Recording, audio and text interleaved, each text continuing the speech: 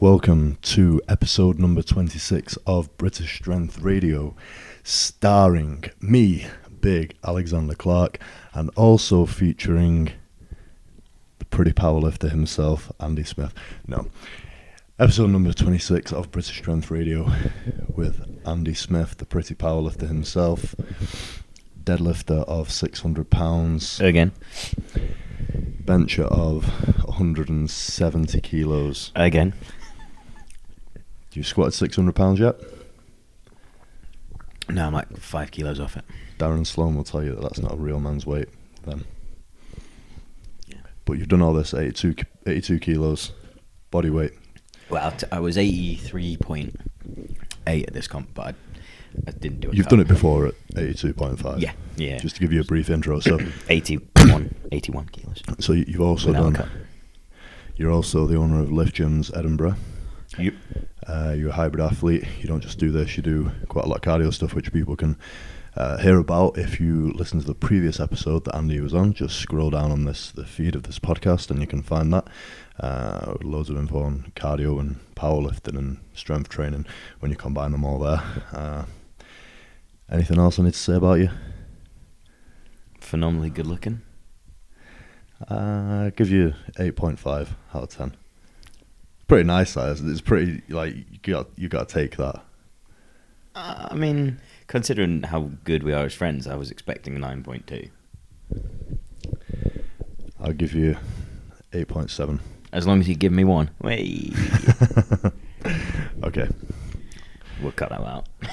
We won't. I can't be arsed editing this. So today, right, we've just finished at Tattooed and Strong, the first day, where all the women compete. And how did you do? I didn't even get Queen of the Deadlift because we have to mention that. We have to. Yeah, we do. To be fair, shout out Beth Lover. If you ever want to come on the podcast, I'd say you're worthy. Worthy. Mate, after today, she's going to have more followers than me, you, and the magazine, and Lift combined. Well, it's incredible. She already has more followers than both of us. Exactly. Yeah.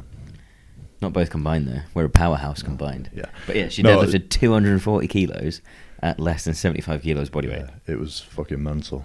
And a junior. 23 years old, Andy Carney said. Just kind of hard to comprehend, really. It'll be interesting to see like how she progresses over the next year or so. But yeah, she won the Queen of the Deadlift. She also won the Raw overall. Steph Taylor won the Quipped overall. She was awesome as well, actually. Yeah, everyone was. It was a really good day. So we're going into day 2. The last ever day. Last ever day of Tattooed and Strong. So we believe. So yeah, Andy, what did you do today? Went 5 out of 6. Bench 170, which means, and I was as I was competing as a 90, that means I've benched over double body weight in 3 different weight categories now: 75, 82.5, and 90s. And then deadlifted 600 pounds again, as we've already mentioned. But it was definitely the best 600 pound pull that I've done. I really enjoyed it, because obviously you had me holding a GoPro for your upcoming YouTube. Am I allowed to tell people about your upcoming YouTube channel? Yeah. Okay, cool. As we know, we don't edit anything out. Yeah, so it was really cool. It was just it was slow. But it was just edit anything out, then you've just told everyone anyway. Yeah, exactly. Am I alright to tell everyone about your upcoming YouTube channel? Because I'm not going to edit this out, so now they all know. Yeah. So yeah, sorry, carry on. It was slow, but it was consistent. Really good pull. And yeah, it was just really nice to witness today. It would have been nice if you got that 175 on bench, because then you'd have a push-pull total PB. But it was a push-pull total PB anyway. Was it? Yeah. All right, there we go then. I've not done a push-pull meet in 3 years though, so I should hope so. Fair enough. But yeah, equal bench PB and equal deadlift PB at almost exactly the same body weight and doing an absolute buck ton of cardio. Yeah. As mentioned in the last podcast. Yeah, so you've become more cardiovascularly fit. When we mentioned that it can be difficult to get the balance right if you're trying to become really fit at both cardiovascular and strength work, right? Yeah, I said it today. It's quite mental. This year, got this powerlifting meet, got a full 7 season, got my Ironman 70.3, and then latter half of the year, I was toying with the idea of a marathon and ultra marathon. But today I got my invite to the GPC Pro Show. That's what I've been meaning to do. I've been meaning to check the dates, actually. Which is when? Last weekend in September? 26th and 27th, the GPC Pro Show. I'm going to give that one another shout, actually. GPC Pro Show, 26th, 27th of September at Fit Expo, which is happening in Liverpool. Fit Expo is looking to be a really, really massive event. It's going to be cheaper than other popular fitness expos in the UK. And when I say cheaper, it's going to be cheaper to attend. Not going to be, you know what I mean. It's not going to be any less fun, or what's the word I'm looking for? I've got no idea, mate. No, it's going to be really good. And the price tag's going to be lower than other popular fitness expos in the UK. And yeah, the GPC Pro Show is going to be there. You got your invite today. Yeah, so that's 2 weeks before the Stirling Marathon, which I'm doing, so it's going to be a hectic end of the year for me. So do you think you're going to do it? I think so, yeah. Yeah, cool. Because you'll be there with me anyway, I think. I'm not saying that you have to be, but you probably will be. I imagine you would want to be. Yeah, to run your stand for British Strength Magazine, yeah? Huh? To run your stand for British Strength Magazine. No, we have someone who's confirmed to do that, but... Yeah, no, I'll probably be there anyway. We'll tell people why you're going to be there with me. Yeah? In a minute, yeah. Cool. Should we just tell them now? I mean, yeah, you might as well. You've alluded to it. Right, okay. So, it's not like I've been trying to tease people about this, because I know a lot of people probably don't care. But we decided to keep this under wraps, just in case I didn't stick to the programme. And then essentially embarrassed you by you saying I'm coaching Alex, and I'm just like, oh, sorry mate, I've not done any cardio in 6 weeks. You've just no. When I have in fact done it every single time. We're going to represent the facts a bit better here. All right, let's go. It was, well, in case people haven't worked it out, I'm Al's mysterious coach that he's referred to, and it wasn't like.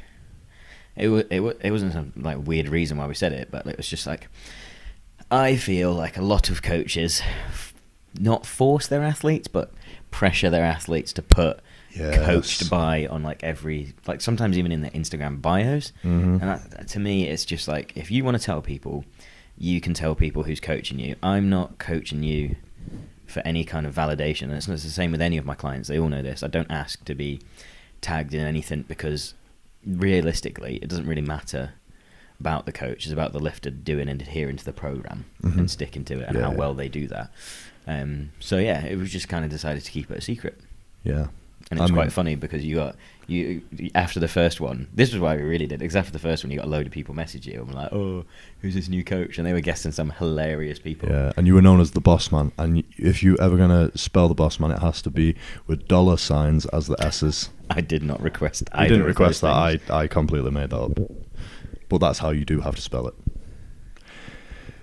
So yeah, I did get a few people guessing, and there were some pretty hilarious guesses. The guesses weren't so much hilarious because, you know, no one would ever want to be coached by these people. But kind of, how much of a contrast it is to me. You know, yeah, it's a huge contrast to Mr. Smith.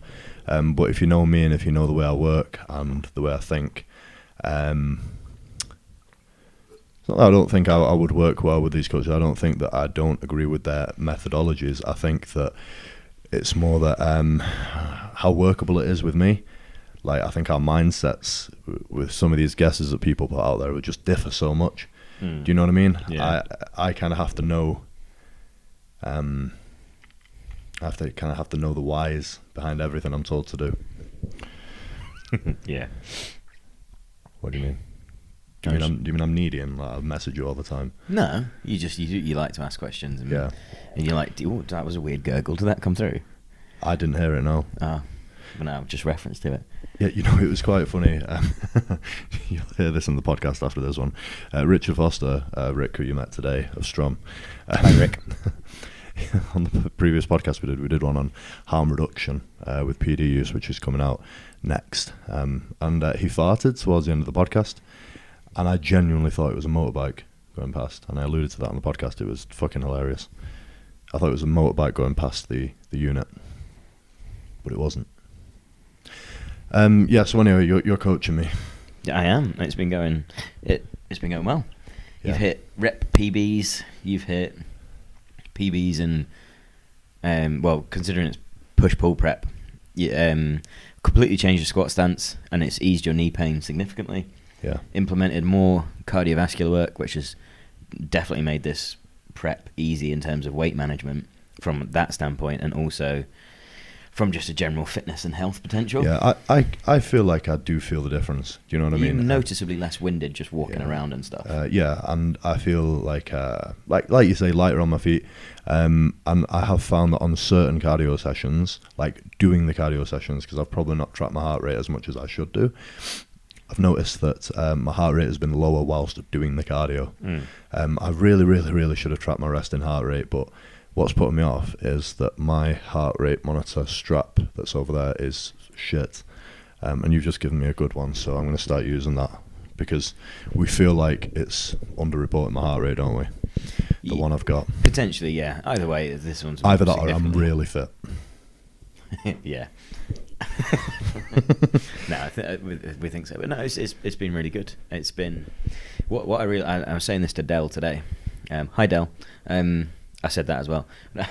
I was saying to Shout Dell. out Dell. Yeah, I was saying that you have a really long-term view on things, which I like, because I feel sometimes people go into coaching with unrealistic expectations, and pretty much what they want is just to pay someone to give them exactly what they want, which isn't what you should hire a coach for. You should hire a coach for you to improve what you need. Yeah. Really, really good quote is: give someone 95% what they need, but the last 5% should always be what they want, and that's what they remember. That was from like a circuits class, where it was like we would start off and it was like a kettlebell circuits class, but we'd do like the first 25 minutes was like really intense kind of technique work on squat patterns, hinge patterns, press patterns, carry patterns, and then the last 5 minutes was just kind of like your traditional swinging the kettlebell and core circuit to just get them like and really just sweaty, quote unquote beast in them. Yeah, exactly. Mate, let's go back onto this very quickly, but I've experienced that. Do you remember, I can say it now, I can slag it off now because it no longer exists. Do you remember Pro Performance when I worked there? Fuck me, I used to have to take the classes, and the classes weren't managed by me, right? And literally the instructions were just a beast. The technique patterns that were drilled in to those men and women who attended that class were horrible, because you weren't allowed to correct them. So then they all did weights as well. So when they went in the gym and trained with weights, their technique would be just atrocious. Knee valgus, round back, etc., etc. Then they wondered why they're all injured all the time. Anyway, carry on. You were talking about giving people what they need and not necessarily what they want, or giving them a little bit of what they want. Yeah, and that's and that ties back into the long-term view you've got of things. And I've not felt under pressure as a coach. It would be very easy for you to go to a coach and go, what was your PB? 385. 385. It would have been very easy for you to go, I want to pull 400 at Tattooed and Strong, which was probably unrealistic with the amount of work that we needed to do. So we say it's tomorrow. So well, I think it's one of those things. Again, I said this to Dell today when we were chatting about you. If you had like the absolutely most perfect day, then it's possibly there. Yeah, you'd have like I think you'd have like a 65% chance of getting it. Yeah, which is a good chance, but it's not what you wanted to do. Is sort your knees out, and powerlifting's a 3-lift sport. We know you need to bring up your squat. Looking at people in your weight category, you could do with bringing up your bench, or at the very least making it more consistent towards the top end. More consistent, and because you're a rehab guy as well, I look to rehab the issue that I have with my pecs. Yeah. Do you know what I mean? Because basically, starting out this prep, like before I even quote unquote got with you, I had just a chronically sore left pec, which I didn't tell you about. And I didn't. Yeah, thanks for that, mate. I had so many things. So I'm going to give you loads and loads of bench volume at comp width, yeah? Yeah, I had. Ping goes the pec. You had any long-standing pec issues out that you're not telling me about? No, I don't. I can't remember if I did. I just can't remember if I did or not. No, you didn't. But I had so many things going on, mate. I had so many things with my body going on. The main thing was my knees. And it was my right shoulder, actually, as well, that I told you about. And we did kind of address that. But I had this, soreness in my pec, which I partially I tweaked before. What was it? I think it might have been before the Irish Pro. Or it was late last year. Anyway, it carried on and carried on and carried on. I was just kept going through it because it didn't seem to be tearing. Anyway, one day it was really bad, and I always, every time I've hurt my pec, it's because I've been transferring onto the other one because the other one to that hurt, right? So lo and behold, left pec really hurt. Was probably transferring onto the right side loads, and yeah, lo and behold, my fucking right pec went. And then obviously I do this every single time. Tried my best to do as much as I possibly could without pinging it, but then you walk in a tightrope and I pinged it. So yeah, long story short, I reckon what we're doing and the program you gave me with the bench is cool. I just need to keep my pecs healthy and be able to actually do it. Well, since you did it, we've sort of figured it out and worked around it. And the last couple of sessions have been heavy enough. And Scalenes. Fine. Yeah. Scalenes, massaging those out and stretching them helps. Scalenes and sternocleidomastoid, the coolest muscle in the body. They're the muscles at the front of your neck, by the way, for anyone who doesn't know. Yeah, well, if you go watch this on YouTube, if you don't, basically the way to stretch them, if I go side onto the camera, you should be able to see, is like, you want to think about pointing your jaw up towards the ceiling and forward, like that, and jut your bottom jaw out as you do it, and you can feel the tightness down the front and into your chest there, and these muscles like link in and attach around. Is there any efficacy to? Because I do this when I do that stretch, but I trail my arm behind as well, so I'm kind of pulling, almost like pulling my clavicle down, and it seems to deepen it. Yeah, because they attach onto that. Right. You just Okay. Right. Short answer. So yeah, we're talking again about the long-term view and plans you have, because I don't want to just make this about me, but what I'm doing is I'm making it like in a general client sense about the long-term plan you would have for a client, if that makes sense. So talking about what we've done with me as a powerlifter who's good, verging on really good, but I just need to make it. Do you know what I mean? Like I just need to get there. Was it? I was getting wrong. Jim Wendler, isn't it? Dave Tate and Jim Wendler. Yeah. They did from suck to bad. From bad to good, from good to great. Good to great is the hardest step. It's also the smallest step, but it's the hardest one, and it's the one that takes the longest. And again, I think the chopping and changing of coaches thing, and getting a coach that gives them what they want, not what they need, it all comes back to what I've touched on in the other podcast, is that people have too short-term a view of strength sports. You look at the very, very best lifters, and bar Beth Lovett, as Andy Kearney described you today, you freak bastard. Who's a junior. But and Beth, you know, when I said worthy before, I didn't mean to be condescending, because it sounded condescending. I didn't mean to say you're worthy. You are worthy, but I didn't mean to say like, I guess you would be an absolute highlight to have on the podcast. You'd be a delight to have on. You are more than worthy in abundance. Carry on, mate. But if you look at Beth, she's been training with very good coaching for a very long time. So she has a young biological age, but she has an experienced training age. I feel like. Yeah. Who coached her before, Tom? Well, she's always been around Central Fitness. Right. Okay, I get what you mean. So Matt Griffiths, like he's Matt a Griffiths, good Lee influence. Marshall, yeah, like all those guys from a long time ago all had an input, and so yeah, she's reaping the benefits of that now. Yeah.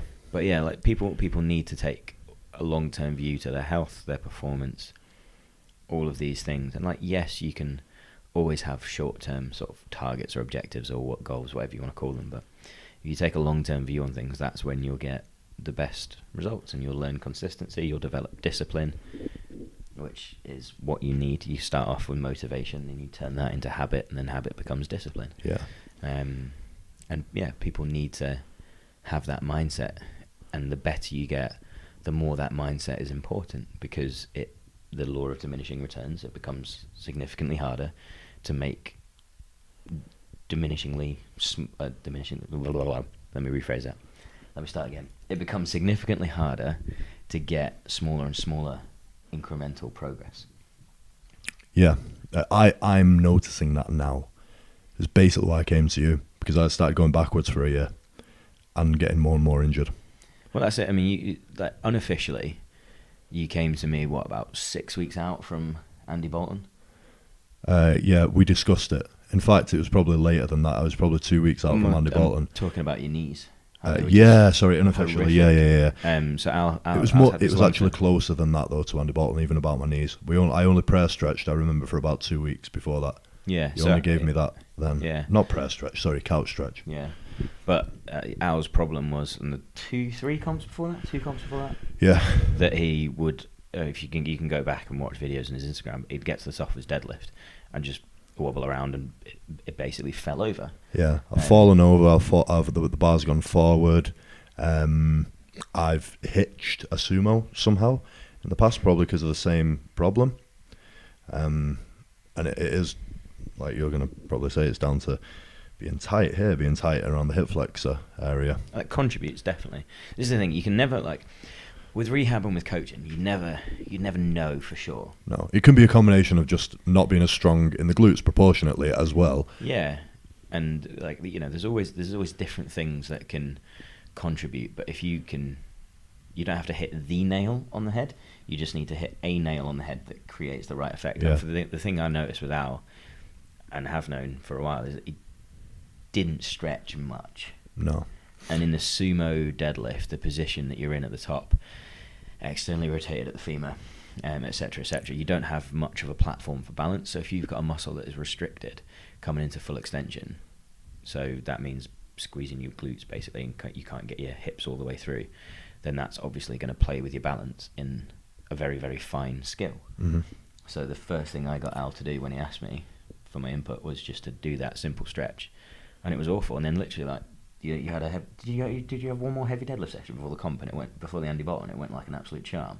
I had one heavy deadlift session. I think I'd started the couch stretch just around then, and it went okay.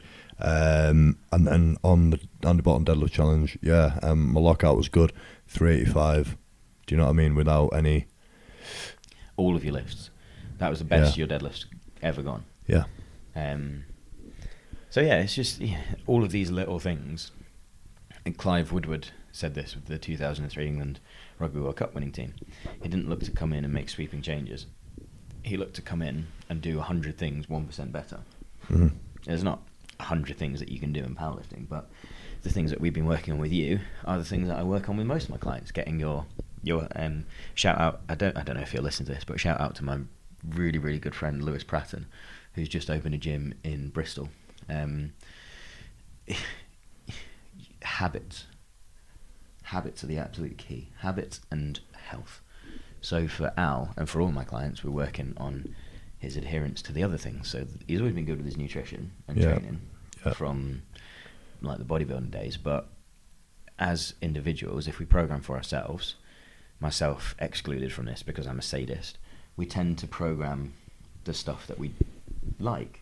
Mm-hmm. And the stuff that we're good at, and we don't necessarily program to hit our weaknesses. And we'll give it everything. Everyone will give everything to their training.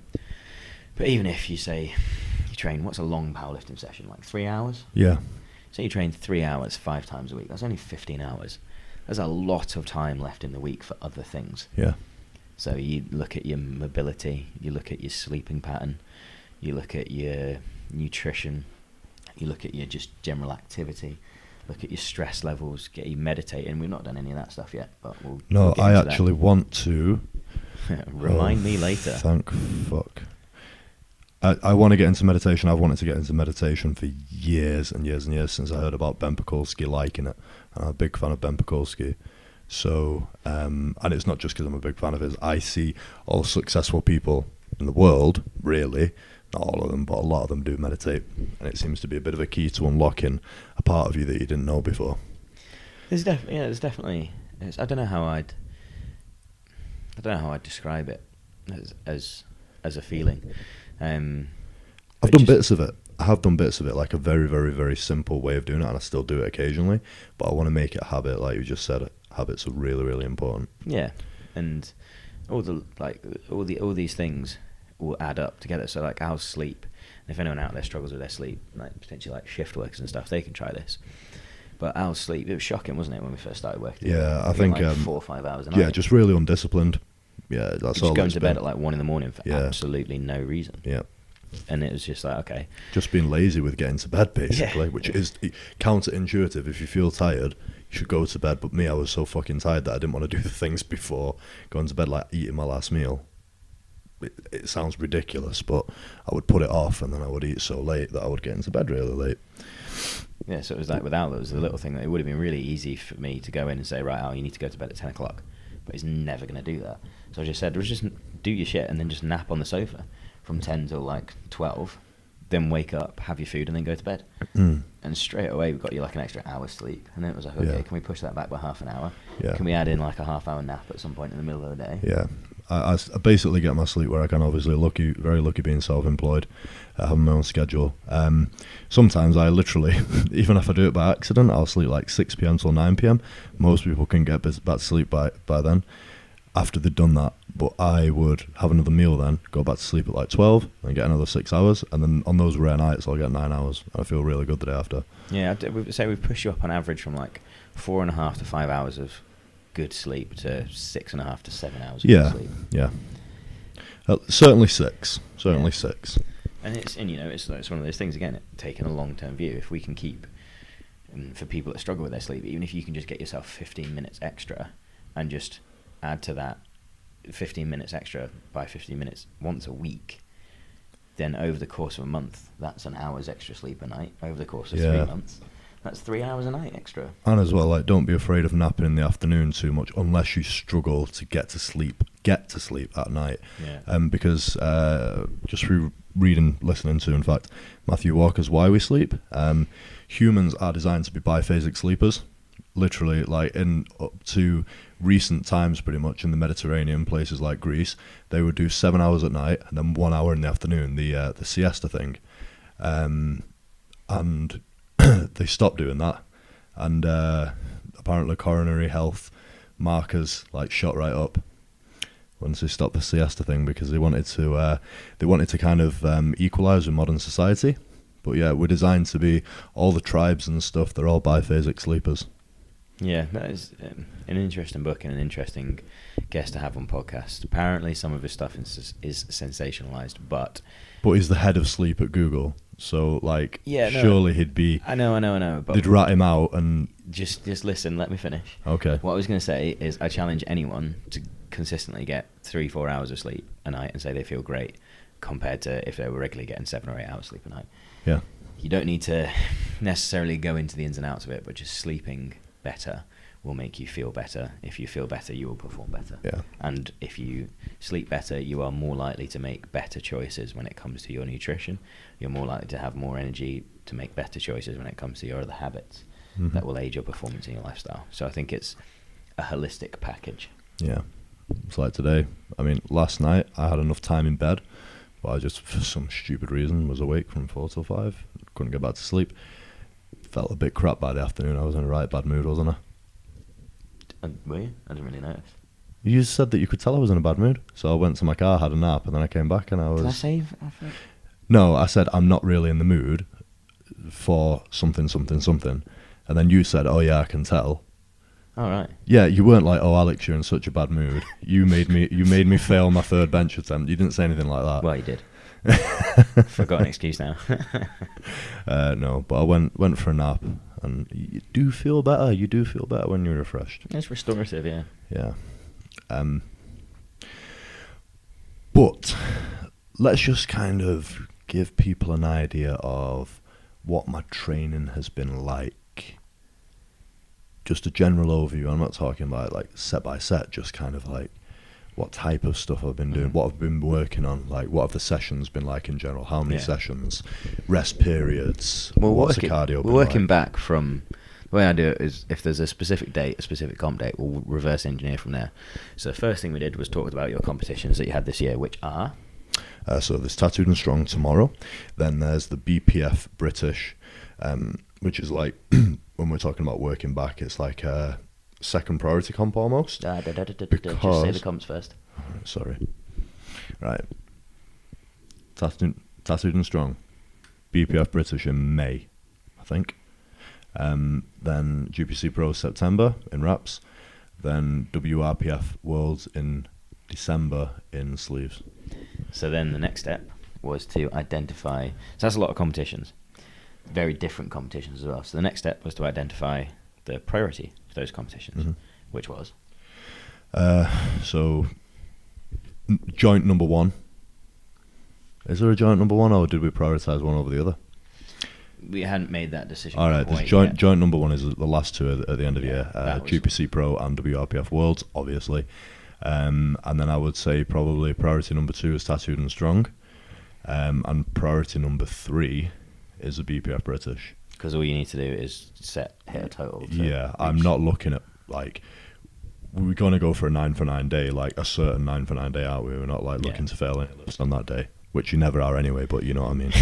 Go into this comp looking at that. So from there, it was okay. We don't have much time before Tattooed and Strong. We know your squat's the weak link. Let's strip that right back so we can get the technique working and not have any kind of extra fatigue for the bench and deadlift, which has worked. Worked very well. Yeah. So then it was okay. Then that takes us into a long block where we'll effectively use the BPF British as a mid-cycle testing day. So see where we're at. So we'll do a small peek into it, but not much of a taper. And then it works out quite nicely with the GPC Pro show into the WRPF Worlds. Just hold. I know I'll tell everyone to do this, but hold it a bit closer, just because I'm worried that there's not much of it there. Yeah. So it then gives us a nice amount of time in between. Then structure-wise, at the moment, you've got 2 lower body days. Which has some kind of back work in there sometimes. But a lot of hamstring work, and then 2 upper body days. To be fair, my upper body days have the rows and don't they, and the chins. Like when it's like full volume mode type thing. Just at the moment, a lot of volume to practice the kind of new position on, but like very lightweight on your squats. Just drilling the technique, using tempo and things to try and sort out the knees, which seems to be working quite well. I have noticed that I'm like the threshold for when my knees get bad after the sets, if that makes sense, because if they're fresh before the sets, it's cool, but the threshold at which like whatever isn't working doesn't work has got higher in terms of weight. Like for example, I can squat 220 now and I can be cool after that, whereas like before, like it'd start like things would start tightening up and stuff like that, because I feel this is a long-term project on the knees. Well, I mean, they've been hurting you for how long? Literally 6+ years. So you're not going to fix that. Whenever I was squatting in powerlifting, or whenever I squatted past a certain point in my lifting journey, my knees would get bad afterwards. Could not explain it one bit. You know what I mean? And that's the thing. It goes back into that long-term view. This is 6 years worth of whatever funk has been going on. We ain't going to fix it in 6 weeks. Because it didn't happen when I started. So I think that's important, and I feel it's reversible. Do you know what I mean? And I was probably squatting like 3-4 plates when I started, so 180 when I started, and that was hard for me, you know? So it's reversible. We'll fix it. It's getting better, and that's the important thing.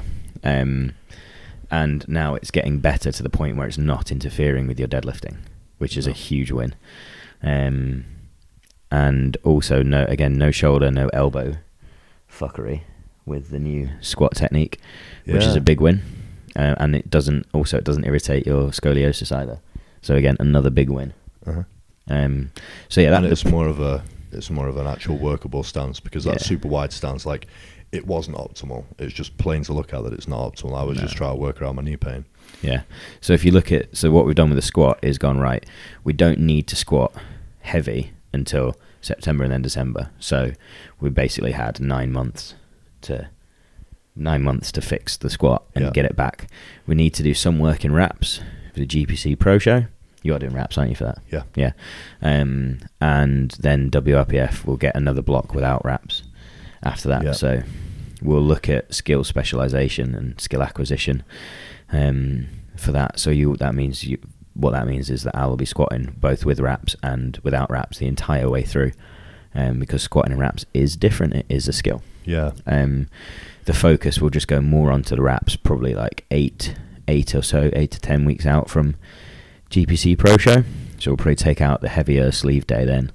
And then obviously post GPC Pro Show, wraps will just go all together because you'll have had an overload stimulus from them anyway. So we'll take you back into sleeves and go obviously really push the sleeves there. Yeah. And then deadlift. My training philosophy is quite simple. You look at where a lift breaks down and what you think or the lagging kind of cause could be, whether it's like a lagging muscle group, like I've just said lagging so many times there. Say lag one more time, Andy. Whether it's a weaker muscle group or whether it's a positional or a cue type thing.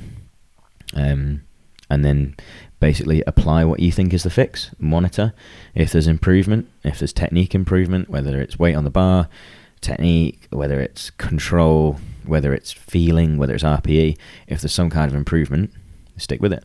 Mm-hmm.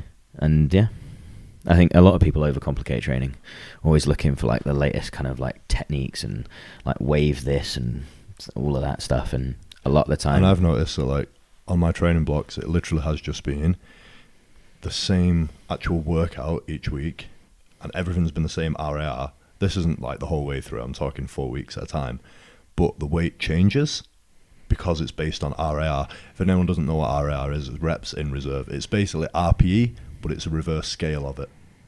Yeah. So RAR2 corresponds to RP8, RAR1 corresponds to RP9, etc. So yeah, I noticed that it's the same thing, but as long as everything's on point, linearly, your volume should go up over time if you were to do the same exact workouts, which we don't. We change it each block, but yeah.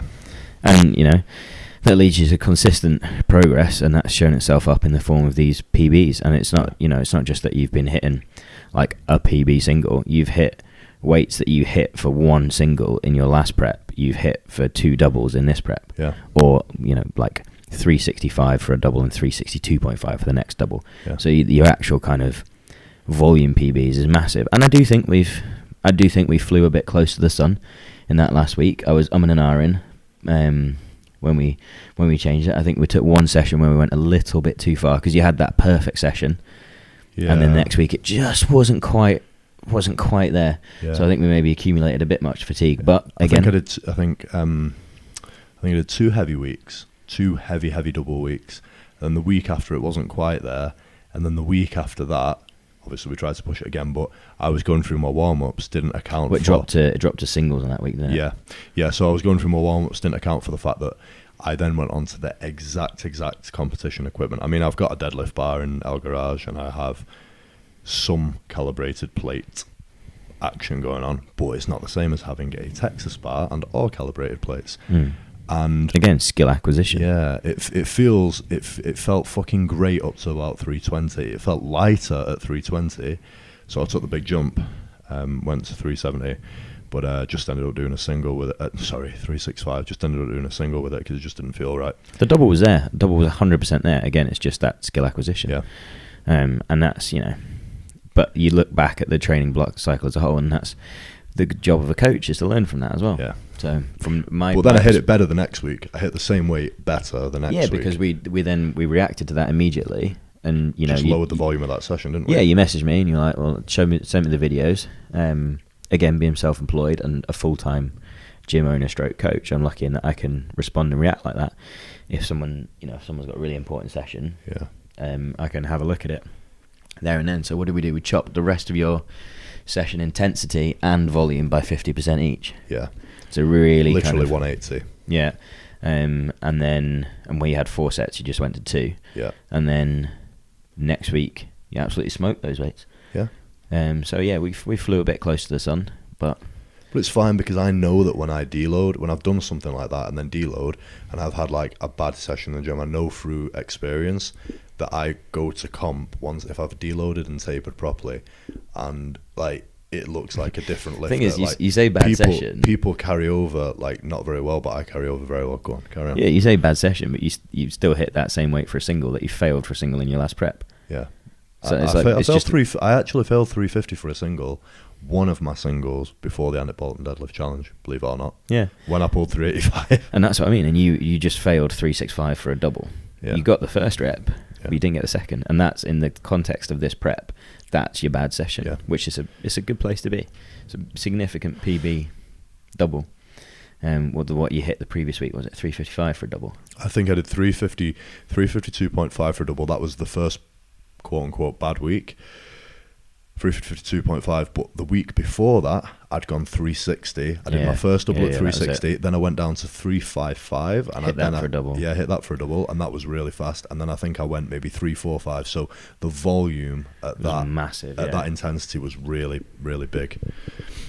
So yeah, we'll learn from that for your next prep, and that again for a takeaway point for listeners, and this is why keeping a training log is really important, and not just I did this weight for this many reps. How did it feel? Did you film it? Can you go back and look at the video? It's not essential, but it's useful. Yeah.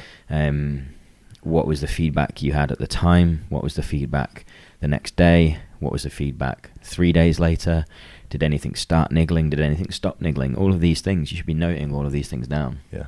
And that's how you learn. You can't lies, and damn statistics. Yes, obviously, but you can't analyze data until you have data. And this is a data-driven sport, whether people like it or not. And I think what's really kind of helped me there, what I quite like, there's a lot more that you can use it for, but the Jactive lifestyle app that you have, that you run your coaching by, your online coaching by, it's called Jactive Lifestyle app, and that enables me to log my weights. Like I say, there's loads more stuff you can do. You can do progress pictures, this and the other, but we've just stayed to... I would like progress pictures. Yeah, even though secretly he was hoping that I would give him loads of progress pictures and just... Exactly. But I only sent one set of progress pictures in my underwear, didn't I? Yeah. No, it's good. And some form of log, whether it's pen and paper, whether it's an app, whether it's an Excel spreadsheet, but just actually write down everything, not just the sets, reps, and load. Write down other things. They do become important. Yeah, so I write notes at the end of every session, and that's where I log my sleep as well. Yeah. So, let's just talk about cardio. We talked about cardio before, but let's just talk about it in a specific sense here. So I'll just tell people what I've been doing for the prep for the past 12 weeks at least. Basically my cardio has been, I do 1 hour of zone 2 a week. So if anyone follows my Instagram stories, 1 hour in zone 2 is a caption that I put every single week. And accountability, habit forming. And the other one is aerobic intervals. My heart rate monitor tells me different, because the one that I had been using we think is shit, but I really struggle to get into zone 2 on the bike, but it's 30 minutes on, 30 minutes off, so zone 1, zone 2, 30 minutes on, 30 minutes off, sorry, 30 seconds on, 30 seconds off for 10 minutes, so zone 1, zone 2, zone 1, zone 2, and then the rest of it is zone 1, so the other 20 minutes is zone 1, so it's 30 minutes in total. But yeah, so it's basically like a nice easy pedal going into a fast pedal, but just before you'd be going for like an all-out sprint, basically. Would you say that's about right? Because we think that my heart rate monitor is erroneous. I'm like, right, that must be it. You basically, you want the whole premise behind it is you just work in your heart rate recovery. So for example, when you're lifting, your heart rate probably doesn't get much above 140-ish. So I actually put my heart rate monitor on today for my deadlifts, and the peak heart rate during the deadlifts was 134. So a lot of people, I think, would drastically overestimate their heart rate during strength training. Where your heart rate is likely to shoot up, if it does shoot up at all, would be actually just after the set. But what we're trying to work on is bringing our heart rate up into that kind of range, and then giving him the 30 seconds to bring it back down, and just making his recovery that much more efficient. So I'm better at recovering in between sets, yeah. Yeah, right. So that, and the zone 2 does the same thing and lowers your resting heart rate as well. And where's my cardio going to be going now? Like in this next block? I'm interested to know. Well, I'm definitely going to bring the aerobic intervals longer. Okay. That doesn't work, does it? I'm going to make them longer.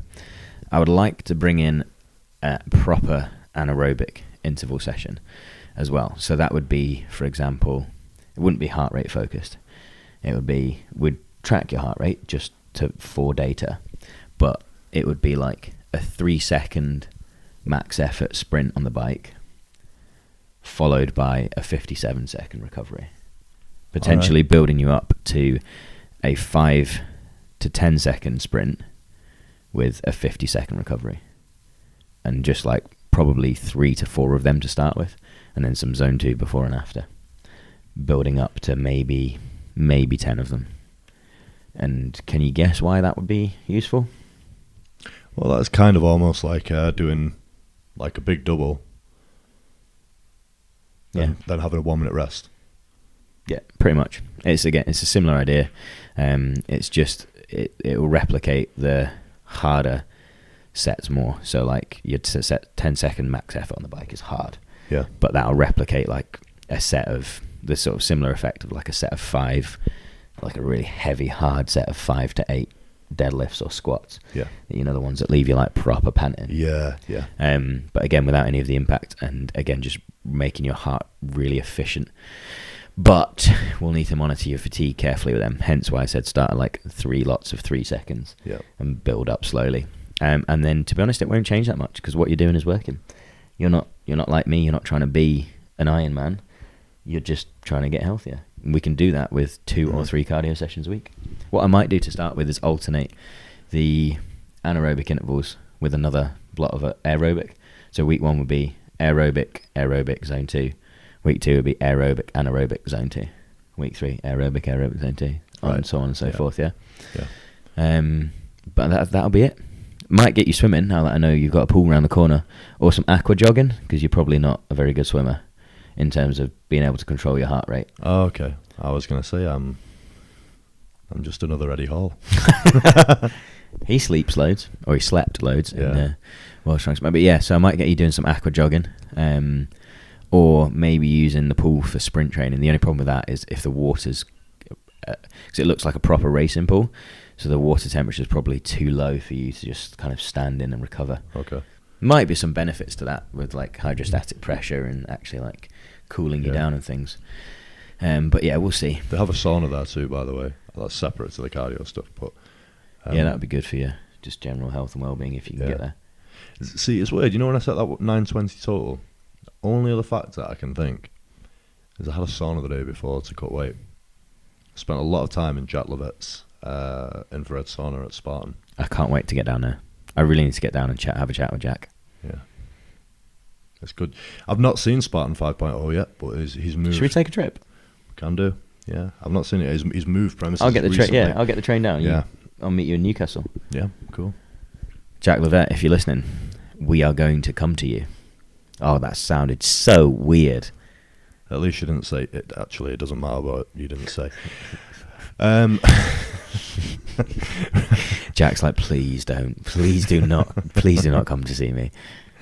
Right, let's move on to you now and future stuff, because probably got about 10 minutes before we do have to wrap this up, because I said I wanted to be in bed by 11. It's now 20 to 11, and I know I have more than 10 minutes of stuff to do before I go to bed. So you're training now. Obviously, you've just done Tattooed and Strong. Yeah, do you think your next comp is the GPC Pro? Yeah. Yeah. Right. Okay. So you've got a good September, which is 6 months. It's not very long, is it?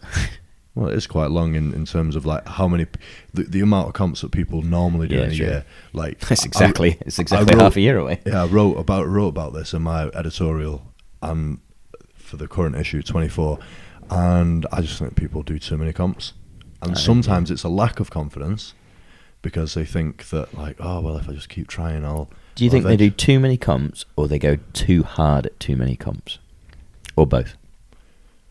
It depends on what. How many comps is too many? Because you're doing 4 comps this year. Yeah, but it depends on what the training cycle is going to be like. Because if it's not necessarily about how hard they hit the comp, because realistically they could take a couple of days to recover and then just go back into the same training cycle they're on before the comp. I think it's they do too many peaking cycles a year. Yeah. Yeah, I think that's it. And then it can be just like overconfidence, thinking that you can PB at every comp when you can't. But yeah, so you've got a good 6 month break. from now. What are you going to be doing with your own training? Because you've got quite different goals.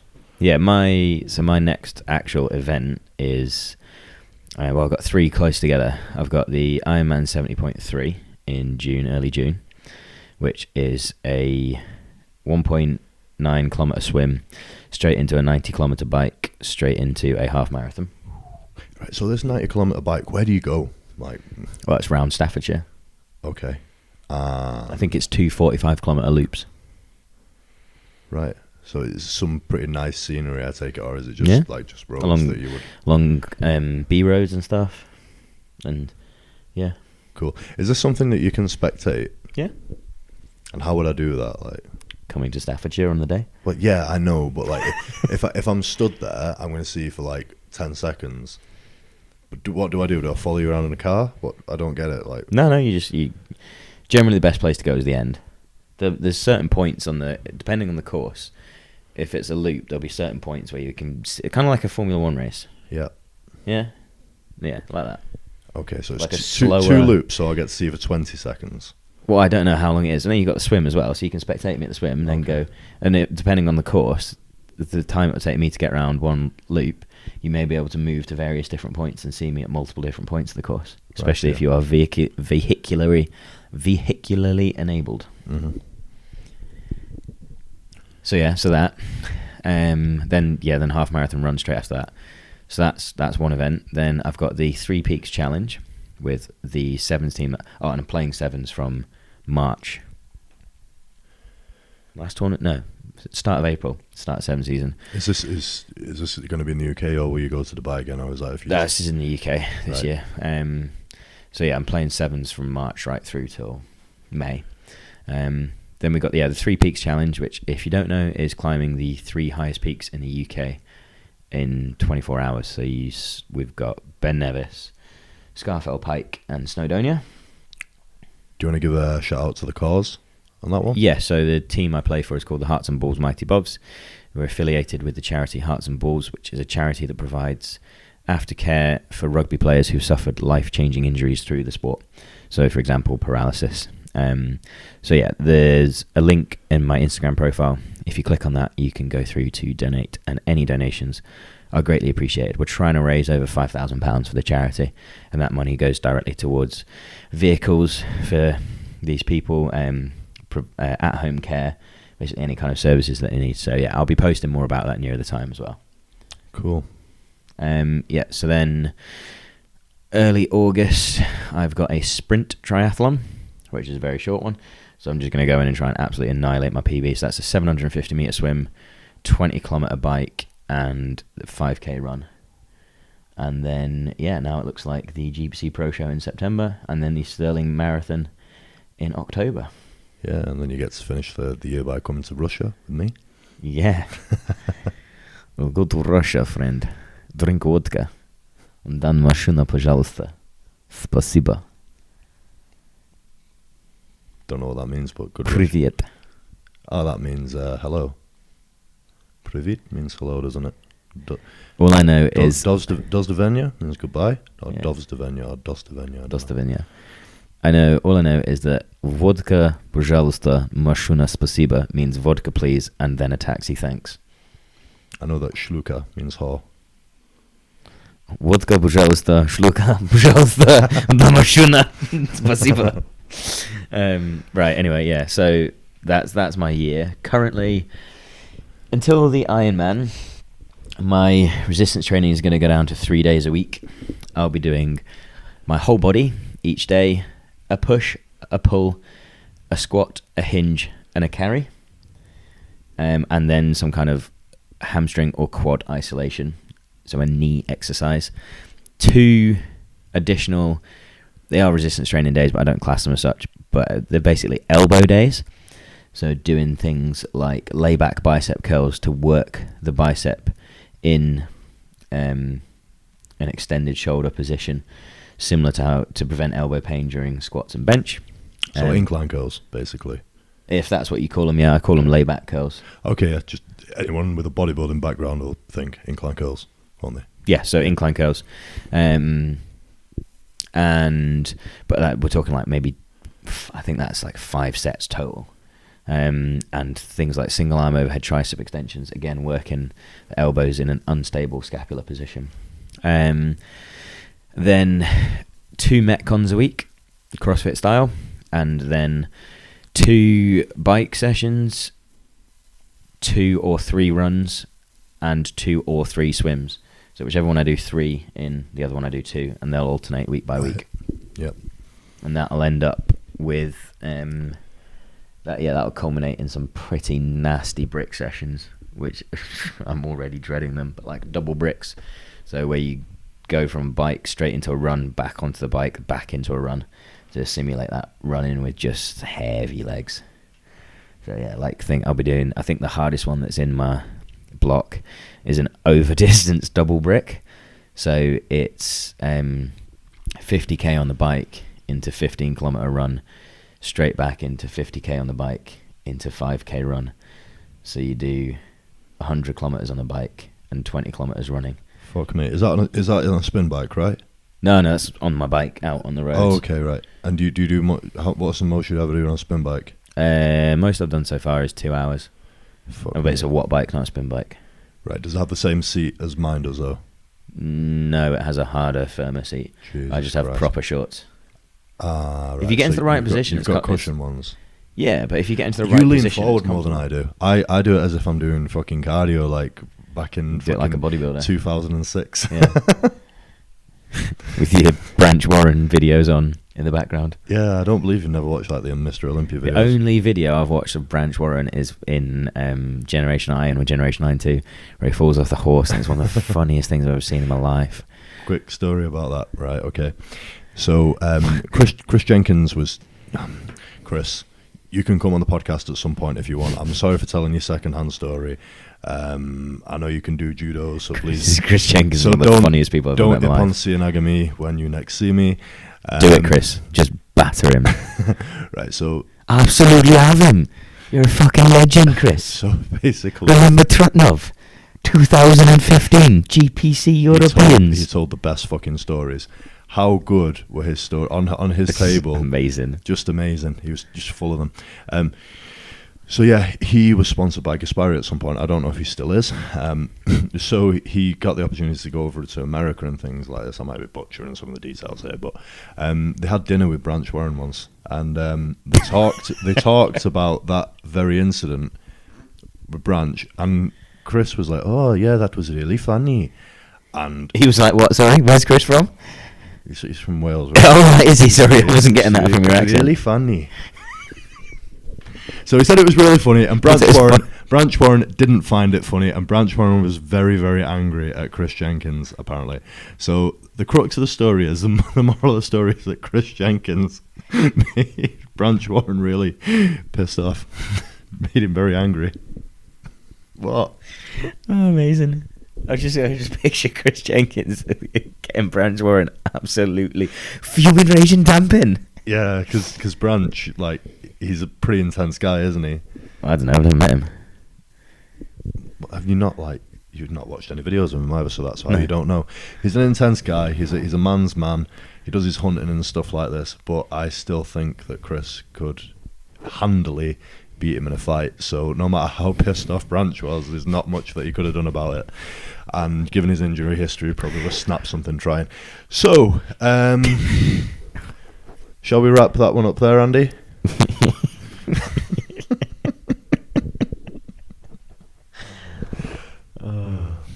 Yeah.